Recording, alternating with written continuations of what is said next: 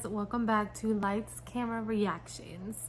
So today is Thursday and it's Throwback Thursday. Now I was born in the 90s, so I'm a 90s baby. Video we're gonna be watching Mrs. Mojo's video called Top 10 Things 90s Kids Miss. So I'm excited to do this one because I feel like I'm gonna know all of these and I'm going to miss these things. I'm gonna reminisce about being a kid, which I still do all the time. I always think back to like things that I did as a kid and I really miss them. So let's see what's all on this list and if we remember them and if we miss them. And let me know if you were a 90s kid and any of these items or whatever's on here. I'm not sure if these are items or shows or just 90s in general. We'll see, but if there's anything that you miss on this list, let me know down in the comment section below. Okay, let's go ahead and get into it. Millions of kids already know what they want for Christmas, a new video game system called Nintendo 64. Welcome to Ms. Mojo, and today we're counting down our picks for the things that make us nostalgic for growing up in the 90s. We're keeping things limited to actual cultural objects, so big concepts like not having to pay bills or work will not be included on this list. So look for the new sign, Chuck E. Cheese's, where a kid can be a kid. Number 10, the original iMac. Get connected. Step 3. There's no step 3. There's no step 3. We were still 2 years away from the iPod at the end of the 90s. The iPhone wouldn't come around until 2007, but the iMac G3 announced Apple's coming dominance in the tech industry. Given that it came out in 1998, there was a chance it was the first personal computer a household owned. We put stereo speakers in front, infrared right up here, CD-ROM drive in the middle, dual stereo headphone jacks, and all the connectors are inside one beautiful little door here, Ethernet USB. Even though this is a full-blooded Macintosh, we're targeting it for the number one use the consumers tell us they want a computer for, which is... Hold it, please. Hold it. So I never had one of these computers, but I remember seeing them everywhere and I thought they were so cool because the back was blue and it lit up. And I always thought it was really cool, but I never had one. I also lived out in the country, like in the middle of nowhere, so we didn't even get internet till like I was 18, 19 years old, and it still went out every time the train went past. So we didn't really have too much technology in my house, but I always did think these were really cool computers. The answer was the internet.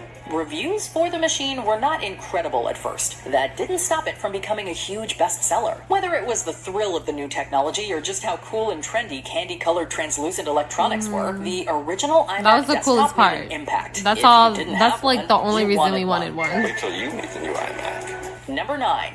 AIM. AOL Instant Messenger launched in 1997, soon becoming a go-to communication method for anyone who was in middle or high school in the late 90s and 2000s. I get instant messages from John. This precursor to texting lived on the desktop. If you wanted to talk to your friends, you both had to be at the desktop computer. AIM and its quirky sound effects feel like a distant memory in an era where everyone has constant access to you. I wish.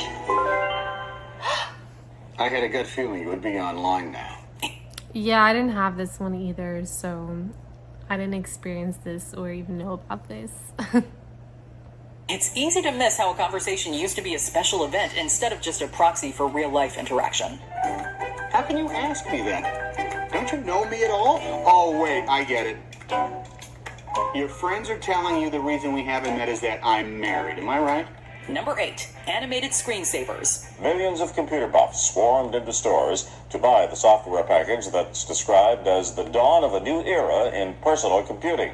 Initially, these programs were a safety measure. Pre-LCD computer monitors that sat idle risked having images burned into them. Moving screensaver programs were the solution. From that fix came an entire aesthetic of early home computing. If a computer was on and not being used, this is what you would see on it. Windows' series of 3D and maze animations are especially nostalgic for 90s kids. There's never been any cell like it ever. These blocky, colorful, and surprisingly intricate animated screensavers were mesmerizing. Watching these morphing, seemingly endless images could have you sitting there for a while, trying to catch where the clips loop and start over. Sometimes it's the simple things. I hate to see it. Number 7. Discman. Sure, there's a utility in having all your music on your phone. Having an AI DJ decide what the vibe is might be worthwhile to some people. Because the Sony Discman plugs in pretty well anywhere. Your car stereo, your home stereo, in fact, any hi-fi system. For the rest of us, having to pick up the CD you wanted to listen to in the brand new Discman you got for Christmas required us to curate the mood ourselves. Celebrating 10 years of the compact disc. From the people to invent it. Sony. You could only carry so many CDs with you, but walking into school with your portable CD player made you feel so rich and so cool. Whether you call it the Discman or the Walkman, this was the height of portable tech in the 1990s and 2000s. So, why compromise? Number 6, Toys R Us. Looking back, it's kind of crazy this place even existed. The wonder, awe, and panic Toys R Us elicits. I do miss Toys R Us. I still love going in there. They were just, you know, the best store. They had everything for kids. And I kind of wish as a parent now that we still had that, because you kind of have to search for things. And I feel like Toys R Us always had like some different stuff that you couldn't really find anywhere else when it came to toys and baby items and things like that. So I kind of miss Toys R Us. And a fun fact, I actually got my first MP3 player from Toys R Us. I remember I picked out this cute pink one. I was kind of in that stage where I did have a CD player, but I was going into school with my MP3 player. Like everybody had MP3 and iPods, so I didn't have too much of that CD player era. I had a big CD player at home, like a stereo, but I only had like a CD player for maybe a year or two before I got into the MP3 and iPods. But I do miss Toys R Us. I thought that was the best store. I wish they would come back. It is almost unmatched. Laying the groundwork for what would become Toys R Us. Echoing childlike script, Lazarus reversed the R, and the store became a sensation. For kids of the 90s, this was Fort Knox. Instead of gold, you had Hot Wheels sets, Barbie dream houses, and enough Legos for the whole family to step on for years to come. You couldn't have everything in the store, but there was something about seeing all the best toys in one place that was magical. Toys R Us ramped up its store footprint, bringing shelves and shelves of toys to children nationwide. Even the commercials are iconic. You don't want to grow up. Same, bestie. The nostalgia pangs only got worse when the store announced closures in 2017. So what if most of us hadn't set foot in one in years? That's not the point. A lot of people do, which is kind of sad. I've known it since I was a kid, and so it's fascinating to see all these huge stores closing. Number 5, Chuck E. Cheese. 5 Nights at Freddy's for everyone, but the high of having birthday parties here can't be beat. This place was Vegas and Disneyland all in one. By the mid-1990s, Chuck E. and the gang were in their absolute prime, producing full-fledged music videos, educational content, and sketch shows to be played in stores. You're telling us we can traverse cavernous plastic tunnels, gorge on pizza and breadsticks, and experience the thrill of gambling all in one place? Can we go right now? What do you get when you take a showbiz pizza place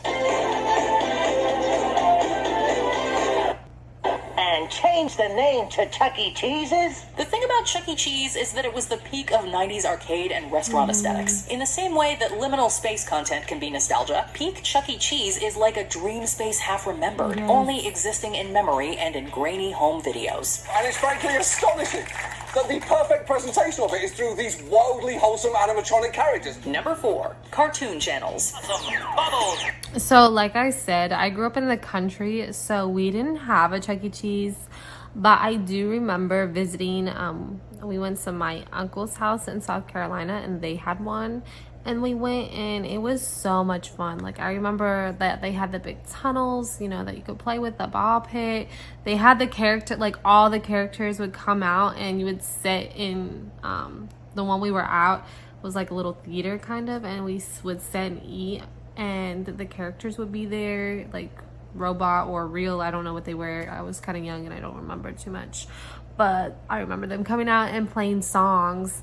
And now, like, I take my 3-year-old son to Chuck E. Cheese, and it is so different. Like, you only really see him if there's a birthday going on. The pizza isn't as good. Like, it's super thin. Like, it's barely anything. I mean, he enjoys playing all the games and stuff, but there's no like slides, there's no ball pits, there's no tunnels. You know, it's really just games. And like I said, Chuck E. Cheese only comes out if there's like a birthday. And then besides that, like the little shows, they play it on a big screen TV. Like characters don't come out anymore. So I don't know. I don't really think it's worth it anymore. Like I said, he has fun with the games. The food to me is a little expensive and it's not good. Like the pizza is not good. The wings weren't bad last time we went, but the pizza is just super thin. It's barely anything. It's like cardboard pretty much with cheese. And I don't know. I think Chuck E. Cheese doesn't even look the same. Now he's like super skinny. Like I think they said that they changed him because of like obesity. Like it was promoting obesity in children, which I think is stupid. But Chucky doesn't even look the same. Granted, this Chuck E. Cheese that they just showed, he looked a little scary. I don't really remember him looking like that. I just remember him looking like the new one, but chunkier, if you know what I mean. I don't know. And we're about to get into Cartoon Network and the cartoons. The cartoons in the 90s were the best part of the 90s. Like, these kids have no idea what it was like. Like, their cartoons suck. Like, every time I watch cartoons with my kids, I'm like, what the heck is this? Like, this is not entertaining. Like, as an adult, I could still go back and watch the Powerpuff Girls or Dexter's Laboratory or, you know, there's so many, like Rugrats. I still watch Rugrats with my kids. My daughter, she likes the Powerpuff Girls.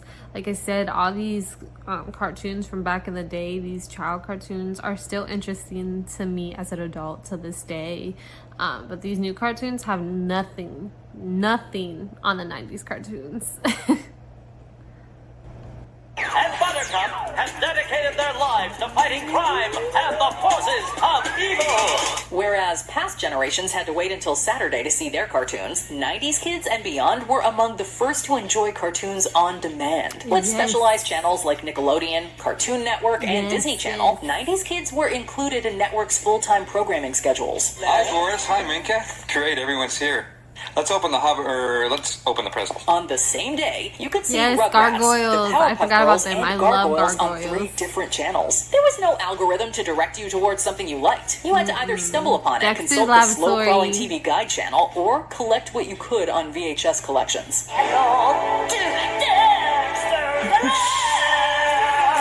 Me and my brother love that show. Nintendo 64. Well, we took the system to a Nintendo expert. My son. It was his first time. I knew immediately I'd lost it. While the Nintendo Switch 2 was going for nearly $500 in 1996, the company's brand spanking new console, the N64, wasn't that much cheaper. Notable for its 3D graphics and distinctive design, the 64 made bad days better and turned every sleepover into an absolute bloodbath. Just look what happened in Japan. The day N64 hit the market, customers lined up for hours waiting to get one. Nintendo sold 300,000 machines that first day. Wow. This machine was I guess that hasn't changed from much. Its colorful, translucent controllers to its impeccable catalog of games. Sure, video games look more realistic now, but they just don't compare to the simple pleasures of Mario, Pokemon, Zelda, and GoldenEye. Motion and characters showcase the game's amazing realism, and different weapons allow you to accomplish your task covertly or not. Play solo or against a friend or foe with a 2-character split screen. Good luck, Bob. And let's settle this right now. I loved Nintendo. I actually had my favorite games were Mario, and we had this other game called Bomber. I loved that game, and I think we had one more that I really liked. It was like a car racing game, but Bomber was like my favorite one besides Mario, and we loved playing Nintendo. It was, you know, I guess not much changed from the waiting and the expensive, you know, paying expensive amount of money for paying lots of money for them. But I guess at least now you don't have to blow out a cartridge. That's like the biggest thing I remember about Nintendo is blowing out the cartridge when it wouldn't work. And it always worked. I mean, now people are like, oh, that's not true. That's not what made it work. But how come that's the only thing that made it work? Like, it wouldn't work unless you blew in it. So, I don't know. I see people now saying, oh, that didn't work. and that was just in your head? I don't think so. Not if like the whole 90s generation experienced the same thing. Like, you blow in it and it works. But anyways, let's get back into it. The games did work better if you blew into them first. The difference between this game and all the rest is in the name. Nintendo 64. It has 64 bits of memory, twice the power of other games on the market. Number 2, being nostalgic about classic Nickelodeon. I'll have one good burger and one purple infection. One good burger and one purple infection. That'll be $8. I have 8 fingers. Throughout the 90s and early 2000s, millennials enjoyed a feast of sketch comedy and sitcoms made exclusively for us. All that and The Amanda Show introduced us to comedy greats who went on to have great careers. Now do you think you can teach me how to put a human brain into a robot? Sure, I gotta teach this guy how to do brain surgery. See ya! Looking back on this appointment television made us remember our childhoods fondly. Over the past few years, though, we've learned a lot about what was going on behind the scenes that makes it hard to keep the rose-colored glasses on. At the time, that experience was really disillusioning. It left a lasting impact on me in terms of how the world works. Documentaries like Quiet on Set, The Dark Side of Kids TV tore back the curtain on the humiliating, toxic, and often dangerous work conditions these young performers endured. It's supposed to be a safe space, you know, it's supposed to be a safe place for kids. And like, to hear all about that is just like, how dare you? Number 1, video stores. I just had it for one night. It's 3. 8 o'clock's the cutoff, and it's 8:02.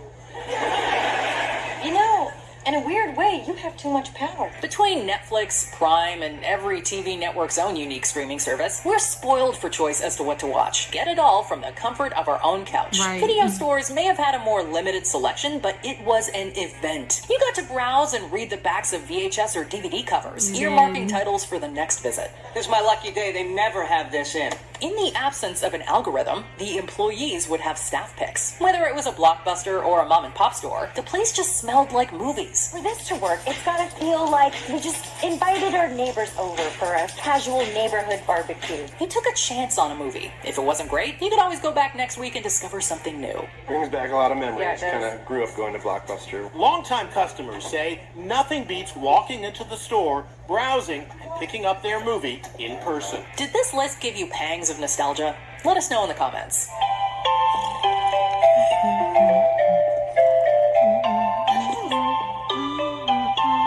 On this list. Do you agree? So what on this list brought back some memories for you?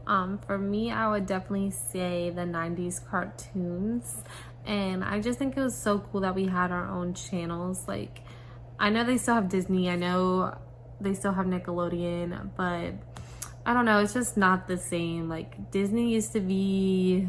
I remember just waiting for Disney movies. Like, I don't know if it was like Fridays or Saturdays. But we would like wait all week for the movie to drop, and we would just be so prepared to watch these Disney movies on the weekend, like a new movie come out, like High School Musical or something like that. And I just remember being so pumped. And you know, Disney had their own music, and Hannah Montana, and That's So Raven, and which is of Waverly Place. Those were like my favorites that I was always watching. But just the Disney original movies back then were so good. You always, you know, were just so pumped to watch a new Disney movie. Just like, you know, they had so much going on, like the field days where during the summer they would, you know, all the different shows and characters would come together and, you know, do like almost field day, you know, out doing, you know, battling against each other, doing water fights or whatever it may be, racing and all kinds of stuff. I don't know, I just love that era. And sometimes I wish I could just go back and relive it, because I feel like I really took it for granted. And now that I'm older, sometimes I wish I could just go back and re-experience everything and just soak it in and appreciate it. Because when I tell you, these kids and this generation is not like it used to be. Like, I just miss it all. Like, I miss playing outside and like being outside all day long. These kids You gotta force them to get outside. Like, you gotta tell them. My mom never had to tell me to go outside. She had to tell me it's time to come in. Like, you've been out all day, the lights, you know, the lights are coming on, you're supposed to be in the house. But never once had to tell me to go outside. But anyways, that was a video by Miss Mojo called Top 10 Things 90s Kids Miss. And I will leave the link down in the description box for the original video if you want to go check it out. But let me know what you guys missed if you're a 90s kid. Let me know down in the comment section. And thank you guys so much for watching. And don't forget to like, subscribe, and hit that notification bell. And I'll see you guys next time.